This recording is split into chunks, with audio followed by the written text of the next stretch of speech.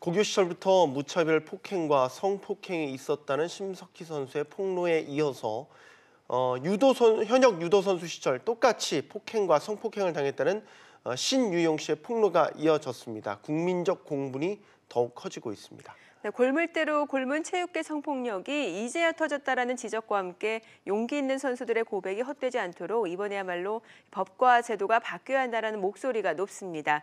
이어지는 체육계 성폭력 파문 법무법인 해명의 손정혜 변호사와 함께 자세히 짚어봅니다. 어서 오세요. 안녕하세요. 안녕하십니까. 신유용 씨 얘기부터 해보겠습니다. 지금은 이제 선수생을 하고 있지 않다고 하는데 어떤 과정을 통해서 폭로하게 됐죠? 그러니까 피해는 만 16세 고등학교 1학년 때부터 시작했다고 합니다. 처음 피해를 당했을 때 이 일이 외부에 알려지면 너도 유독에서 끝이고 나도 유독에서 끝이고 한국을 떠나야 된다. 이런 해유와 협박을 지속적으로 받았다라고 하고요.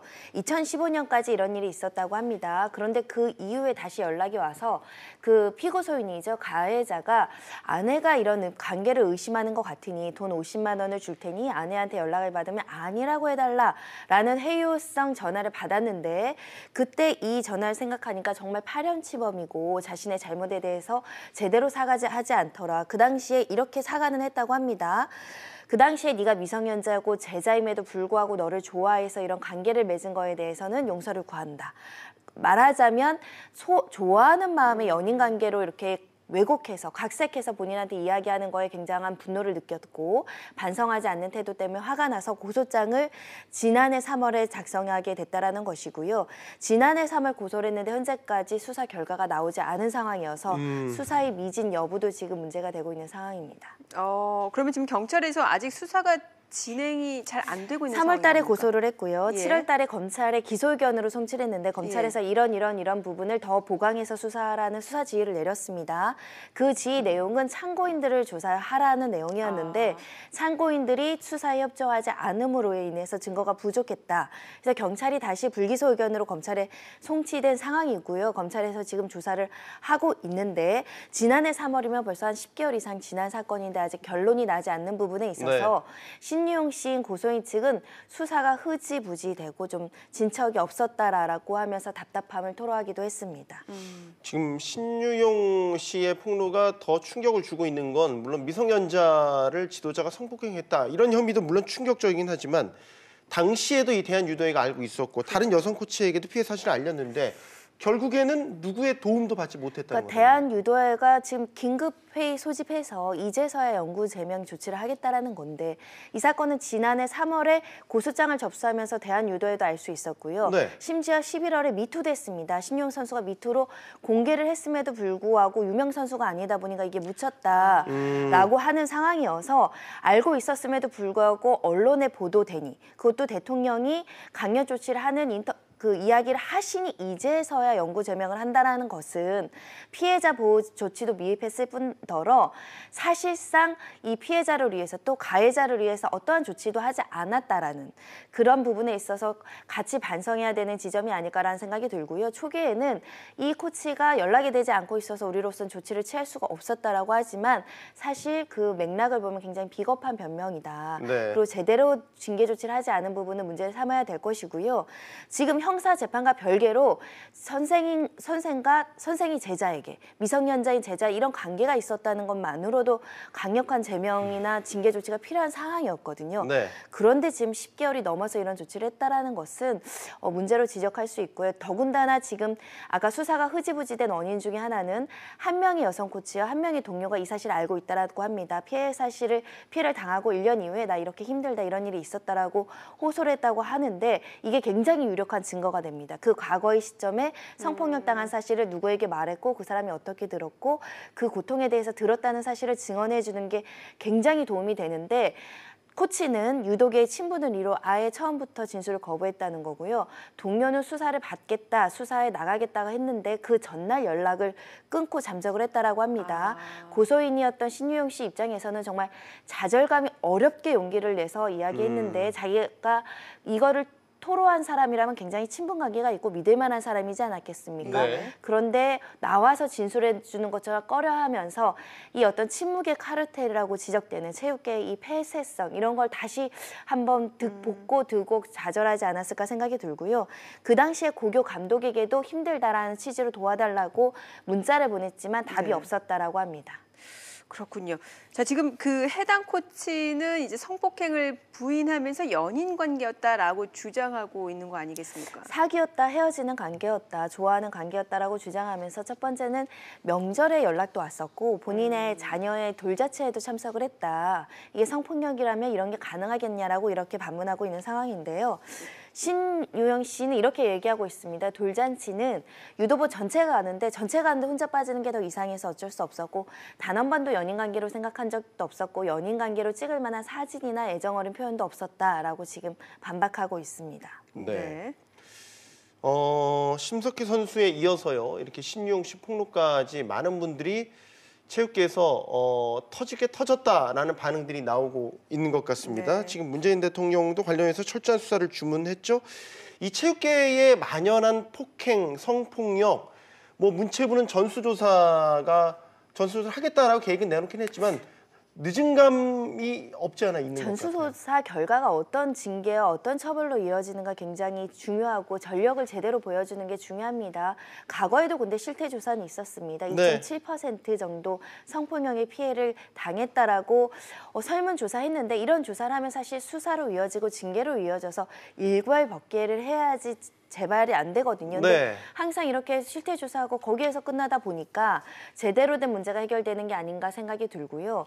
그렇기 때문에 더 이번에는 제대로 실태 조사를 하고 그리고 그것을 처벌할 수 있다고 한다면 수사까지 이어져야 되고요. 엄중한 처벌이 필요하다는 것은 지금 심석희 선수나 신유영 선수나 다 미성년자 때 피해가 있지 않겠습니까?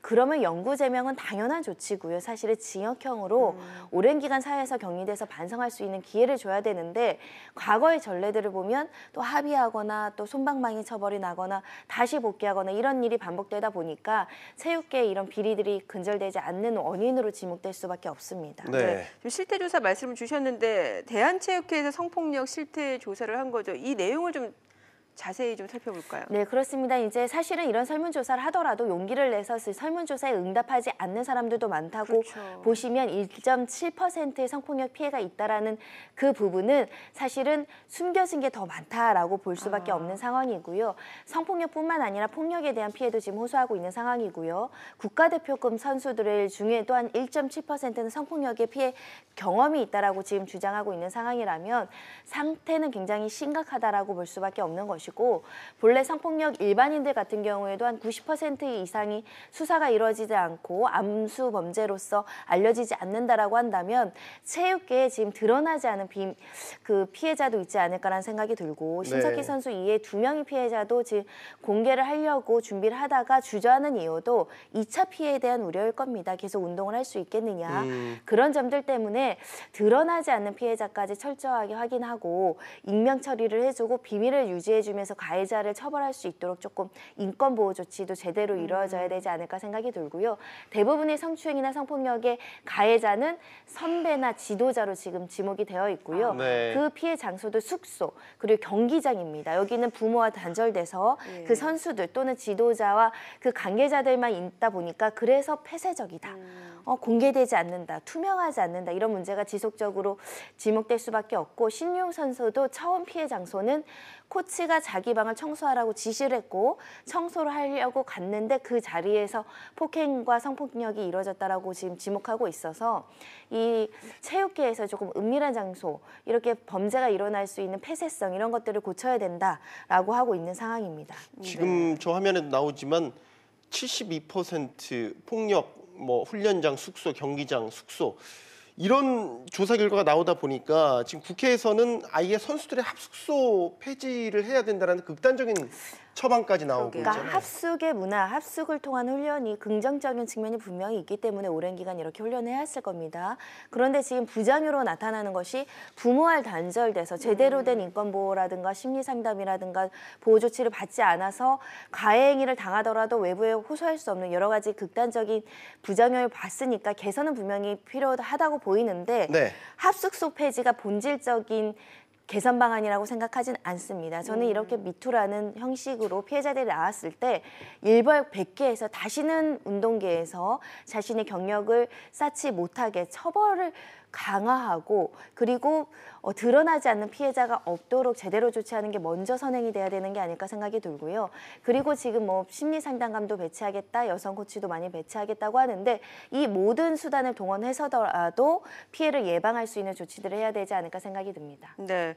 자, 그런데 그동안 그 폭행, 성폭력이 고소되거나 뭐 적발이 된다고 하더라도 시간이 좀 지나면 뭐 유야무야 복귀하거나 아니면은 또 해외 진출하는 경우가 허다했기 때문에 지금 일벌백계 얘기까지 나오는 게 아닌가 싶은데 실제로 조재범 전 코치도 지금 이제 뭐 영구 제명을 당하니까 중국 진출을 시도했다면서요? 사실 스포츠라는 게 전 세계에서 이루어지고 국제 대회가 많기 때문에 국내에서 영구 제명된다고 하더라도 다른 나라에서 코치나 지도사 생활을 하면 이 선수는 만날 수밖에 없습니다. 그것만큼 고통스럽고 염려가 되는 상황이 아닐 수가 없는데요. 조재범 코치 같은 경우도 중국에 중국 국가대표를 지도하기로 계약이 되어 있던 상황입니다. 네. 그렇기 때문에 국내 영구 제명뿐만 아니라 이런 성범죄의 가해자가 된 지도자 같은 경우는 세계 다른 나라에서도 지도자로 생활하지 못하는 조재범법을 만든다고 하는데 뭐 의미 있다라고 생각합니다. 다만 이제 현실적으로 한계가 있을 수밖에 없는 것이 국내법이 그런 외국의 강제력을 가질 수 있느냐 그런 문제는 지적될 수 있는데 이것은 세계 빙상 연맹이나 국제 단체 그 세계 선수들 인권 보호 단체에서 노력하면 또 실행이 될 거라고 생각이 들고요.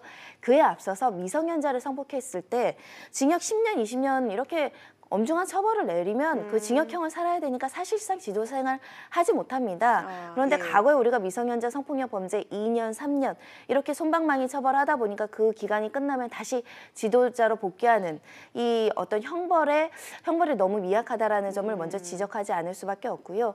그 이후에 이 선수가 용납할 수 없고 그 2차 피해 다시 노출되지 않도록 그 성범죄를 한 전력이 있는 사람들은 또다시 지도자 생활을 하지 않도록 하는 것은 실행될 필요가 있습니다. 체육계가 얼마나 폐쇄적이고 자기네들끼리 쉬쉬하면서 카르텔을 형성했는지 조재범 전 코치가 폭력 사태로 문제가 됐던 게 작년 평창올림픽 끝나고 나서 불거졌잖아요. 그런데 황당한 건 이 조재범 전 코치 이 폭력으로 인한 영구제명 조치가 어제서야 빙상연맹에서 이루어졌다는 겁니다. 1년 가까이 이렇게 끌어왔다는 건데 시기상으로 또 묘하지 않습니까? 이런 사태가 다시 불거지니까 지금 급기야 뭐 헐레벌떡 조치를 확정하는 거 보면 글쎄요, 뭐 의심이지만 이 사태 역시 시간이 흐르고 유야무야 넘어가길 조용히 바라지 않았을까 이런 의심도 하게 돼요. 그래서 그동안 피해자들이 용기를 내지 못한 원인이 사실은 유도회나 대한빙상연맹, 대한체육회에 있지 않을까 생각이 듭니다. 피해를 호소하더라도 가해자를 징계 조치하는 것보다는 이 사태를 은폐하거나 알리지 않으려는 노력을 하는 것이고 징계 조치도 신속하게 이루어지지 않고 피해자 보호 조치도 제대로 이루어지지 않는 여러 가지 행태들은 사실 이게 도의적인 책임만 있어 보이진 않고 법률적인 책임까지 보호 감독 의무를 소홀히 한 것이 아닌가라는 생각까지 들어서 이번에야말로 그 책임자에 있던 사람들도 모두 다 같이 징계가 돼야 되는 게 아닌가. 가해자만 잘못한 게 아니라 그 가해자를 두둔하고 보호하고 계속 지도사 생활을 하게 방임했던 그 단체들의 어떤 책임자들도 이번에 같이 사퇴하고 징계 받아야 된다고 생각을 합니다. 네. 알겠습니다. 뭐 지금 조재범법 얘기 나오는데 이게 만들어진다 하더라도 문제는 소급 적용은 안 되는 거 아닙니까? 그렇습니다. 아닙니다. 지금 이제 재판이 진행 중이고 조재범 코치 같은 경우 아직 성폭력 사건 시작도 못했습니다. 형사 재판이 이루어져서 형이 확정이 되면 소급 적용까지는 아닌데 이제 문제 국제법적으로도 노력을 해야 되니까 전 세계적으로 선수들의 인권에 대해서 보호하고 이런 부분에 대해서 외교적인 노력도 좀 해야 되지 않을까 생각이 듭니다. 알겠습니다. 자, 손정희 변호사였습니다. 감사합니다. 잘 들었습니다.